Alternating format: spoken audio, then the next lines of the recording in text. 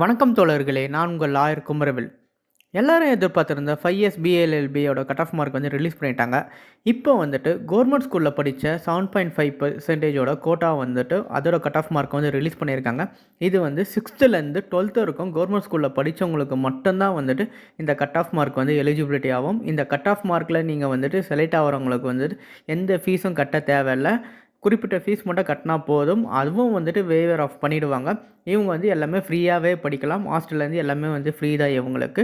இதில் வந்துட்டு இப்போது கட் ஆஃப் மார்க் வந்துட்டு ஓசிக்கு பார்த்தீங்கன்னா 96% வந்து ஓசிக்கு வந்து சொல்லியிருக்காங்க. பிசிக்கு வந்துட்டு 93.25%, பிசி முஸ்லீமுக்கு வந்துட்டு 92.50%, எம்பிசி அண்ட் டிஎன்சிக்கு வந்துட்டு 93.5%, எஸ்சி அதர்ஸில் வந்துட்டு 93.25, எஸ்சி அருந்ததியர் வந்துட்டு 93.75, எஸ்டிக்கு வந்துட்டு 93% வந்து சொல்லியிருக்காங்க. இந்த கட் ஆஃப் மார்க் இருக்கிறவங்க வந்துட்டு உங்களுக்கு டாக்குமெண்ட் வெரிஃபிகேஷன் வந்து 11ஆம் தேதியிலேருந்து 13ஆம் தேதிக்குள்ளே நடக்கும்.